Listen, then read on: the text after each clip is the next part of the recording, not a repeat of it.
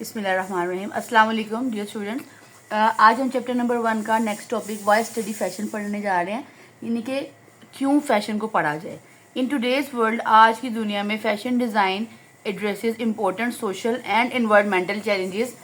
आज की दुनिया में जो फैशन डिज़ाइन है वो अहम माशरती और माहौलियाती तब्दीलियाँ या चैलेंजेस जो हमें हैं उसको फेस करने के जो है काबिल बनता है। बाय स्टडिंग फैशन पढ़ने से you can be at the four front of this movement. हम बिल्कुल इस तहरीकी में आगे खड़े हो जाए। फोर फ्रंट का मतलब होता है बिल्कुल आगे खड़े हो जाना। डिज़ाइनिंग गारमेंट को डिज़ाइन करना that are not only stylish, जो कि ना सिर्फ पूरा कशिश हो, अंदाज उनका नया हो, बट ऑल्सो रिस्पॉन्सिबल, लेकिन जिम्मेदार भी हों। अब यहाँ पे जिम्मेदारी से मुराद ऐसा है जो कि माहौल, मज़हब, माशरे के मुताबिक लिबास हो। This shift towards sustainability reflects the evolving role of fashion designers as agents of change, using their creativity to address global issues and inspire positive action.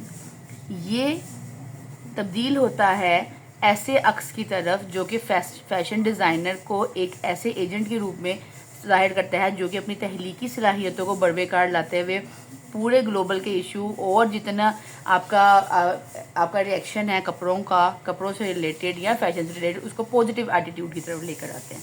इसका पहला पॉइंट है करियर अपॉर्चुनिटीज़ इन फैशन। सबसे पहले जब आप ये किताब पढ़ने जा रहे हैं तो आपको पता होना चाहिए कि इसमें करियर के क्या अपॉर्चुनिटीज़ हैं। The fashion industry is a global power house valued at over 1.7 trillion.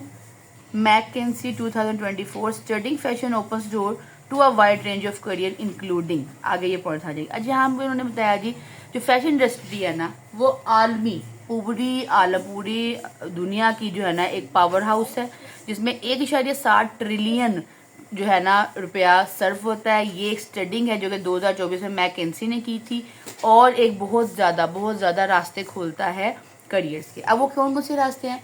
Design production, पहला पॉइंट है जी design production. Fashion designer, textile designer, pattern cutter, print designer, production manager, sample maker, sewing expert. Production वाली field में आप इन मामलात में specialise करके इन ओहदों पे खड़े हो सकते हैं क्योंकि फैशन डिज़ाइनिंग में ये सारे अहम ओहदे हैं। उसके बाद आ जाएगा बिजनेस एंड मार्केटिंग। अब एक चीज़ तैयार हो गई है तो डेफिनेटली उसकी मार्केटिंग और उसकी बिजनेस के लिए भी सेंस होनी चाहिए। तो उसमें fashion buyer, merchandiser, brand manager, fashion marketer, public relations specialist, show producer. ठीक है जी, ये इसमें बिजनेस एंड मार्केटिंग में ये ओहदे आ जाते हैं। फिर क्रिएटिव मीडिया में इसमें stylist, journalist, blogger, photographer, visual merchandiser, ये सारे वो ओहदे हैं जो क्रिएटिव मीडिया में आ जाते हैं। अकेडमिया में educator, museum curator, historian. Sustainability में सस्टेनेबल फैशन एक्सपर्ट। अब ये देखें मेन इसके ये 5 पॉइंट हैं। इन 5 के आगे कितनी डिटेल में आप जो है क्रिएटिविटीज़ हैं, ये कितनी लाइंस हैं जहाँ पे आप जा सकते हैं। सेकंड पॉइंट हमारे पास आ जाता है रोल ऑफ फैशन डिज़ाइनर। अब फैशन डिज़ाइनर का क्या किरदार है इसमें? Fashion designer are problem solver. Fashion designer जो है वो मसाइल को हल करने वाले होते हैं और blending imagination with function.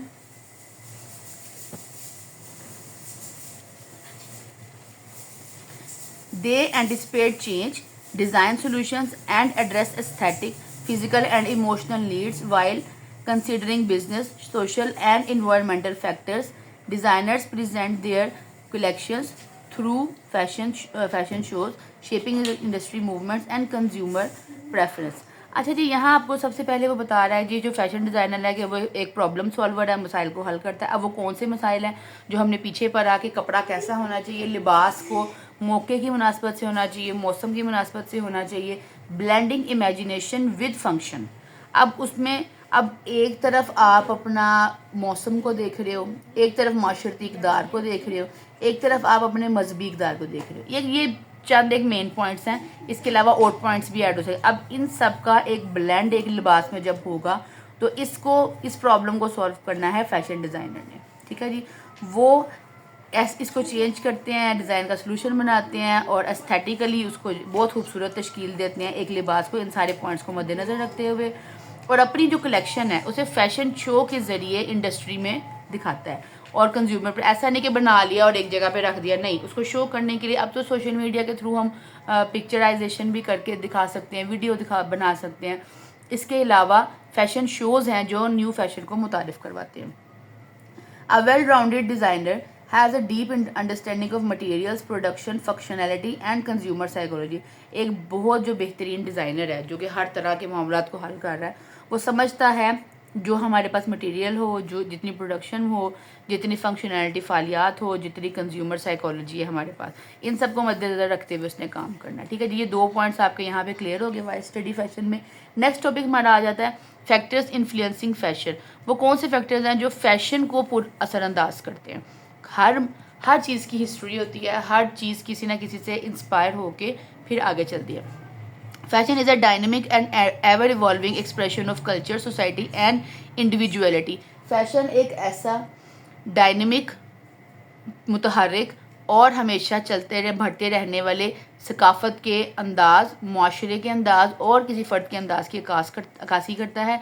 Various factors influence fashion. बहुत से जो अनासिर हैं वो फैशन को मुतासिर करते हैं। Understanding these influences provides insight into how fashion reflects and respond to the world around us.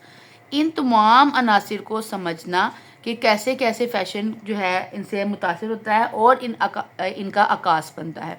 Some of the key factors influencing fashion are outline below. कुछ जो फैक्टर्स हैं ना, कुछ अनासिर, वो यहाँ नीचे बयान किए गए हैं। अभी मैं आपको डिटेल में बता रही हूँ। वो है fashion trend presenting seasonal through spring, summer and fall winter collection. Fashion is influenced by innovation and trend adaptation. यहाँ पे देखें, पहले हमारे पास आ गए मौसमियात, जो मौसम अवेलेबल होते हैं उसके अकॉर्डिंग फ़ैशन को अडॉप्ट करना, उससे असरअंदाज होना और एक नया ट्रेंड निकालना। नेक्स्ट है जी cultural and social influence. Cultural and social dynamics play a key role in shaping fashion. Social movements and events also leave an unforgettable mark on fashion. सकाफ़त और माशरा एक मुतहरिक किरदार अदा करते हैं फैशन को फैशन को बनाने के लिए, और जो माशरती तहरीकें हैं वो एक अनमिट जो है ना निशानात छोड़ती है फैशन के ऊपर। नेक्स्ट आ गया जी इकोनॉमिक फैक्टर। ये तो बहुत ज़रूरी है, अपनी इकोनॉमी के लिहाज से फ़ैशन की तरफ बढ़ना। Economic conditions affect fashion consumption, कि कितना हम मटेरियल कंजप्ट कर सकते हैं और किस किस तरह का हम काम कर सकते हैं। During economy prosperity luxury items flourish while inflation drives demand for affordable practical clothing. Income levels determine clothing preference and accessibility. Obvious सी बात है, जब हमारी इनकम ज़्यादा होगी तो हम लग्जरी ड्रेसेस की तरफ जाएंगे और इनकम लो होगी तो हम ज़रूरियात के मुताबिक जाएंगे। दरअसल लिबास को मौके की मुनासबत, अपनी इकोनॉमी के लिहाज से, माशरे और सकाफ़त के लिहाज से बनाना, और सारे पॉइंट जैसे मैंने पीछे आपको बताया था कि एक फ़ैशन डिज़ाइनर का किरदार है वो उन सारे पॉइंट्स का एक बेहतरीन ब्लेंडिंग इमेज बनाता है, तो वही बेहतरीन फ़ैशन डिज़ाइनर है। आप कोई फ़ैशन डिज़ाइनर आपको कहे जी नहीं मैं कोई एक्सपेंसिव काम ही करूँगा तो आपका ड्रेस डिज़ाइन हो सकता है, तो ये बात समझ में नहीं आती। नेक्स्ट पॉइंट है हिस्टोरिकल एंड आर्टिस्टिक इन्फ्लुएंस। तारीखी और आर्टिस्टिक जो इन्फ्लुएंस है उसके ऊपर। History and artistic movement inspired fashion. Designers introduce styles for modern audience while collaborating with artist. ठीक है जी, डिज़ाइनर जो है ना वो माजी के असरात और नए जो लोग हैं उनसे मुतासिर होकर इसको कोलैबोरेट करके एक नया इंट्रोड्यूस करवाता है स्टाइल। आगे है जी demographic shift. Gender, age, lifestyle and cultural background. जीन्स, उम्र, ज़िंदगी गुजारने का अंदाज और सकाफ़त का जो बैकग्राउंड है डिक्टेट स्टाइल प्रेफरेंस। वो बनाता है आपके अंदाज को, शेप देता है मार्केट स्ट्रेटजीज़ को। क्लियर जी। नेक्स्ट है आर्ट एंड लिटरेचर।